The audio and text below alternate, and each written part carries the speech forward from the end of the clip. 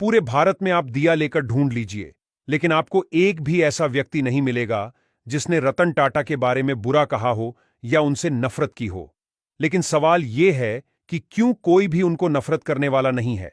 चलिए जानते हैं कि ऐसी कौन सी बात हैं जिन्होंने रतन टाटा को इस मुकाम तक पहुंचाया।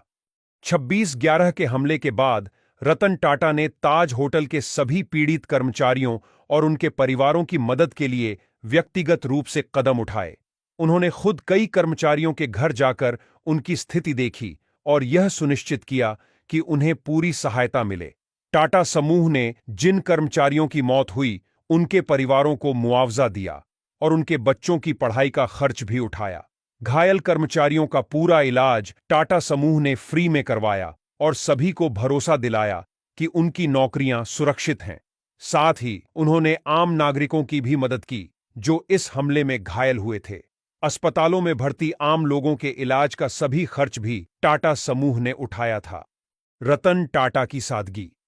रतन टाटा अपने बेहद सरल और विनम्र जीवन के लिए प्रसिद्ध थे। उनके पास इतनी संपत्ति होने के बावजूद उन्होंने कभी दिखावे की जिंदगी नहीं जी, बल्कि हमेशा एक साधारण जीवन चुना।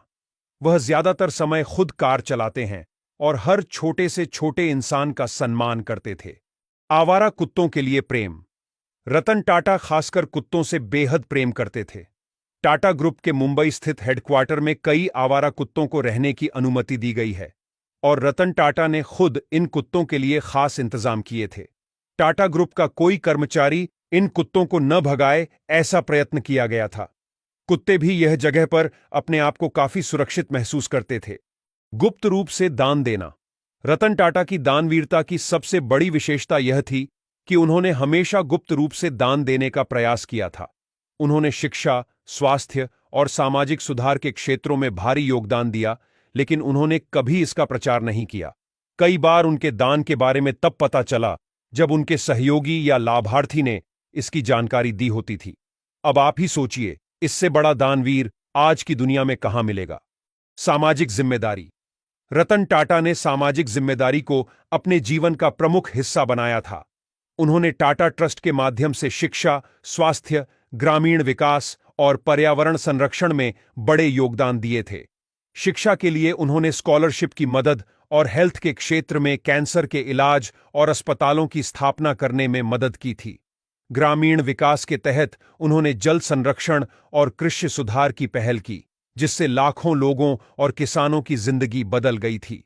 रतन टाटा की देशभक्ति। रतन टाटा अपने देश के प्रति अत्यंत निष्ठावान थे। उन्होंने हमेशा भारत के विकास और प्रगति के लिए काम किया था और कई बार कहा था कि वह अपने देश की सेवा के लिए सदा तत्पर है। रतन टाटा भारतीय सेना के प्रति हमेशा गहरी श्रद्धा रखते थे और भारत के तीनों सैन्य दलों के प्रति अपने दिल में बहुत सम्मान